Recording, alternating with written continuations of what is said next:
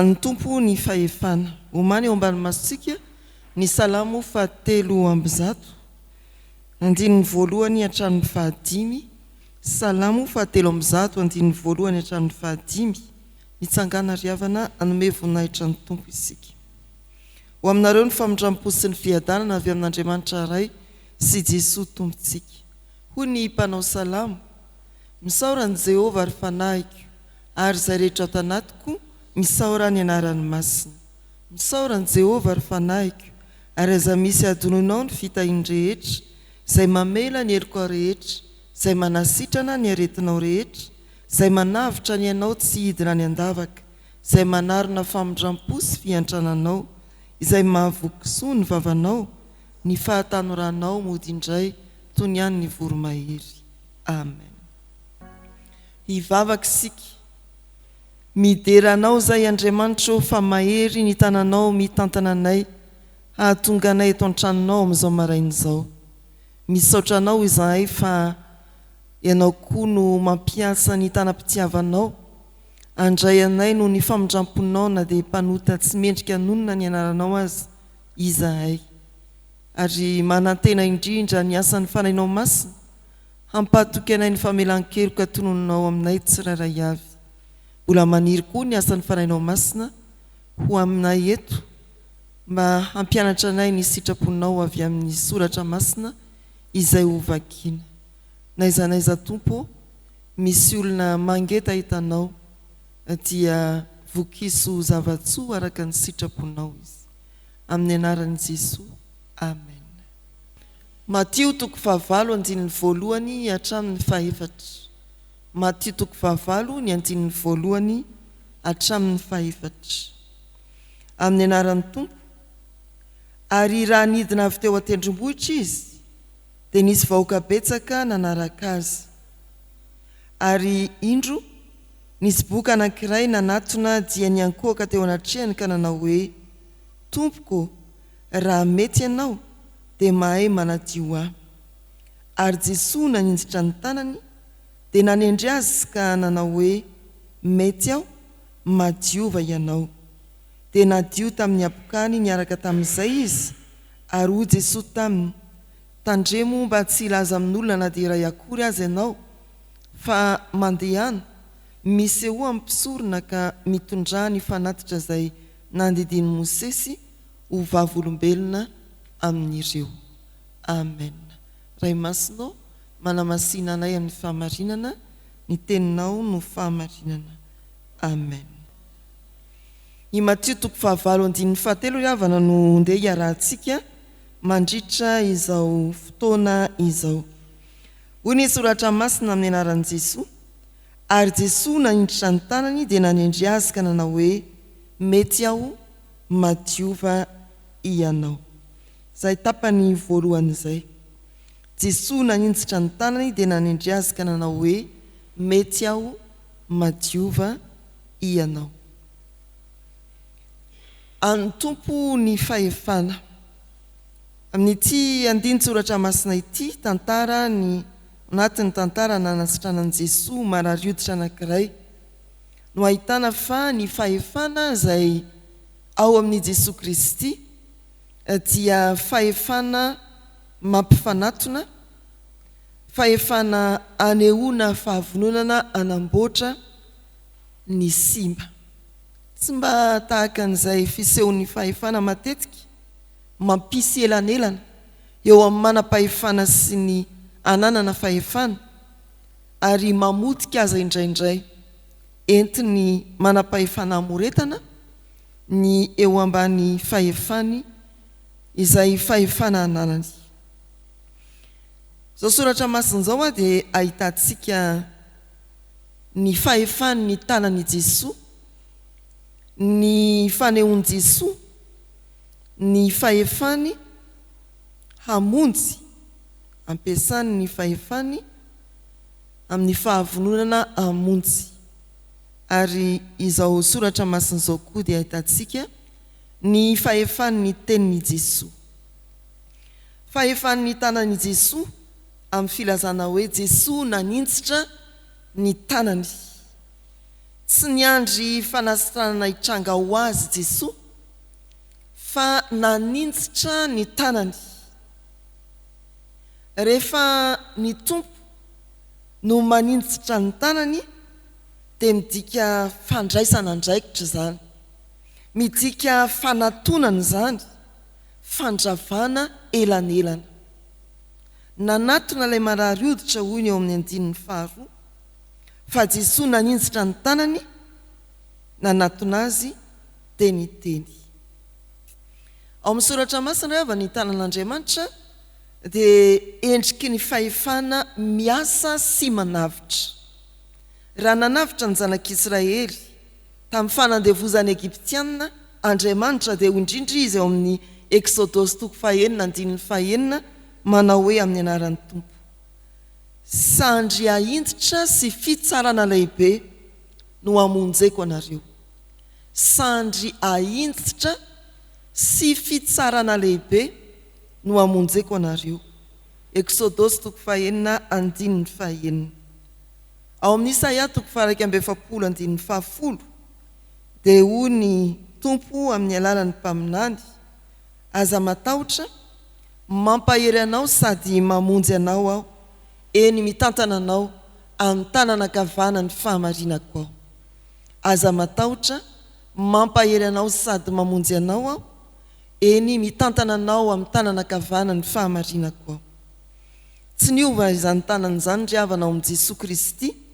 Raha nanasitrana ny rafozam-bavin'ny Petera i Jesosy, dia izao ny voasoratra ao Marka 2:1-3 manao hoe amin'ny anaran'i Jesosy: dia nanatony Jesosy ka nandray ny tanany ary nanarina azy dia afaka nitazony. Nanatona i Jesosy, nandray ny tanany rafozam-bavin'ny Petera, nanarina azy dia sitrana nitazony. Tsy niova ny tanan'Andriamanitra, mbola tao amin'ny Jesosy ihany izany tanana, mamonjy, manana fahefana izany.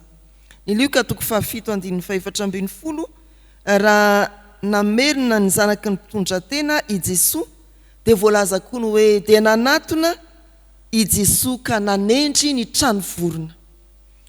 Lay fanatonana i Jesosy miaraka amin'ny tanany mitondra famonjena, milaza ny fahefan'ny tanan'Andriamanitra mamonjy zany ry havana. Anisan'ny fisehoan'ny fahefan'i Jesosy ny tanany miasa amin'ny fitiavana mba hamonjy. Fahefan'ny tanana, tanan'i Jesosy ho amin'ny famonjena. Fa fahefana misy fahavononana ry havana. Raha mety ianao manadio ahy hoy ilay marary hoditra.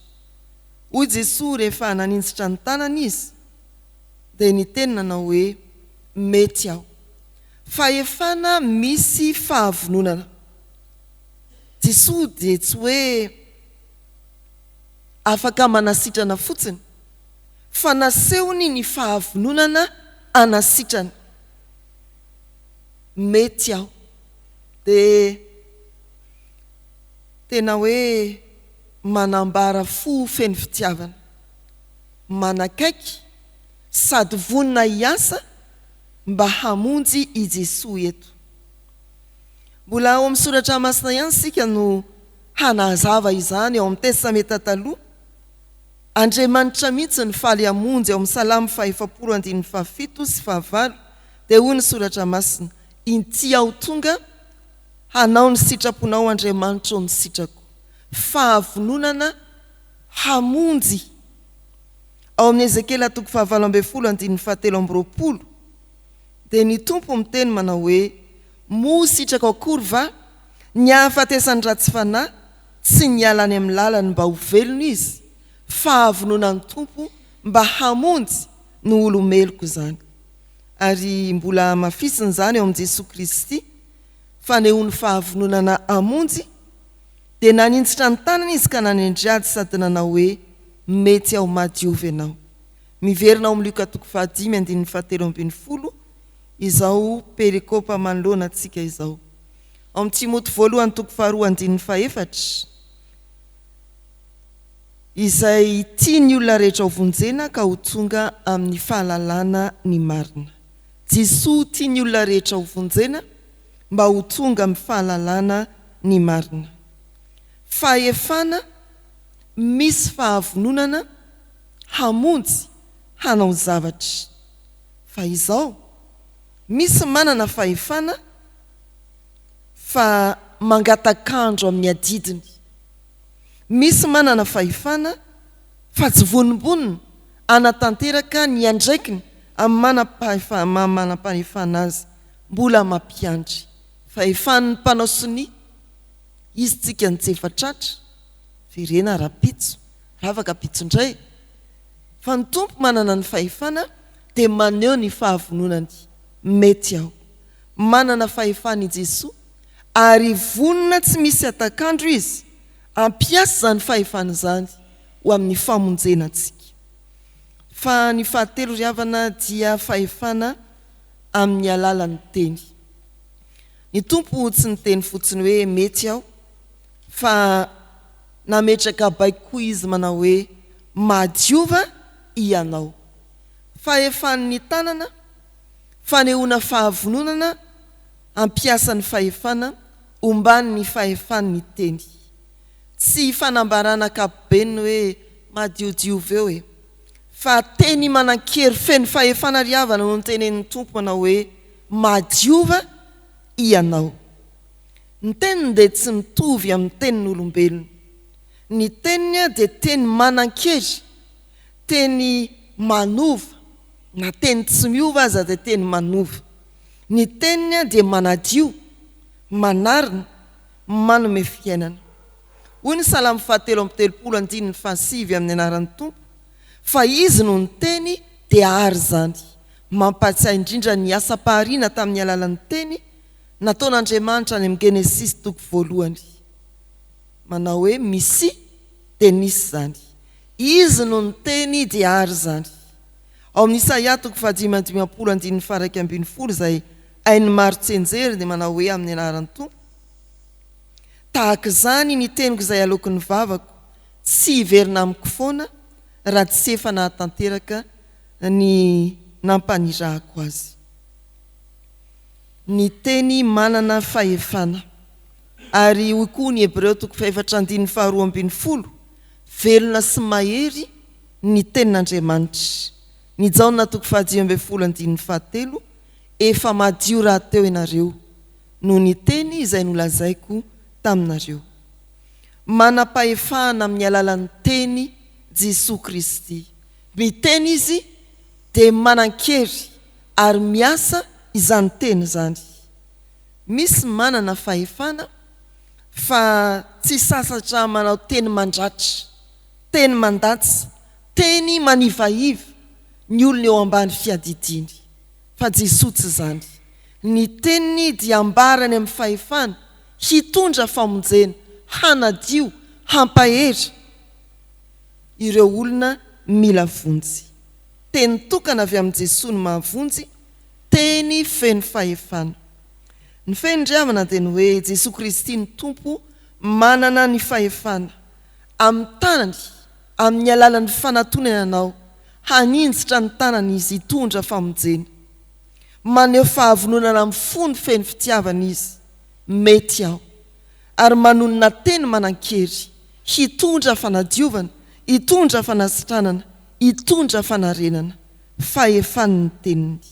Ny antso izay anarantsika dia ny hoe raha misy ratra any anatinao, mila fanasitranana. Raha misy maharary anao na ara-panahy toy ny ota izay mangejanao, ny fahalemena, raha misy fahatsiarovana fa atao ankilabao ianao na tratry ny tsindry azo lenany manam-pahefana eny amin'ny fiarahamonina sy amin'ny toerana izay misy ianao, mankanesa ao amin'i Jesosy ilay tompo ny fahefana fa aninjitra ny tanany izy anatona anao, aneho fahavononana, hiteny aminao koa manao hoe mety aho, madiovy ianao. Amen. Ivavaka isika. Tena hafa mihitsy ianao Jesosy maneho ny fahefanao. Misy manoloana anay manam-pahefana, maninjitra ny tanany anao herisetra, fa ianao Jesosy manana fahefana amin'ny tananao hamonjy anay, hanarina ny lavo ary hikarakara. Misy manana fahefana fa tsy menatra mampiandry amin'ny andraikitra izay nomena azy, amin'ny soni, amin'ny fibaikoana, amin'ny fanatanterahana ny asa sy ny adidiny.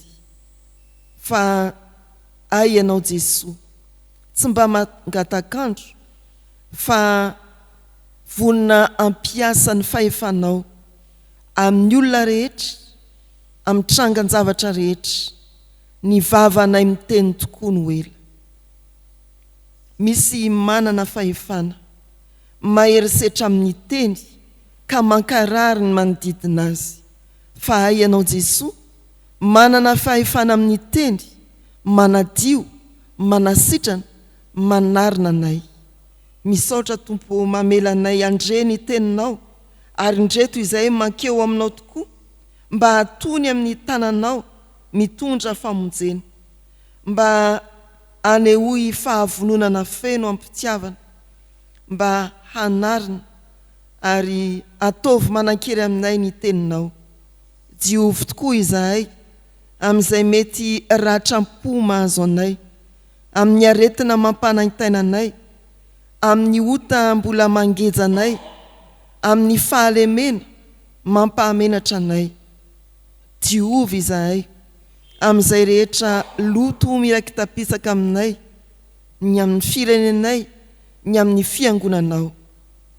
Amparo aminay Tompo ny fahefanao, mba hanarina anay ho mendrika ny voninahitrao.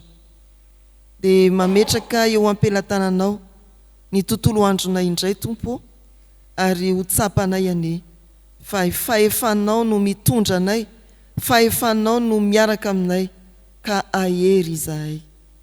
Rainay izay ny an-danitra, ho amasinina ane ny anaranao, ho tonga ane ny fanjakanao, atao ane ny sitraponao, ety an-tany ho taky ny an-danitra.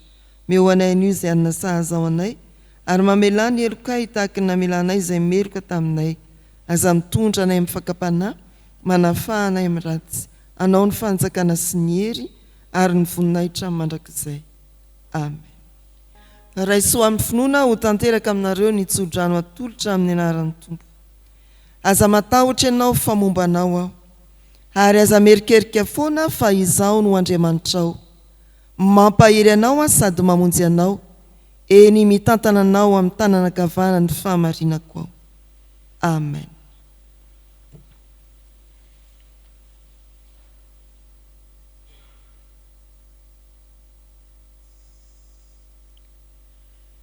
Ho an'Andriamanitra irerianany ny voninahitra, amin'ny anaran'ny Ray sy ny Zanaka ary ny fanahy masina. Amen.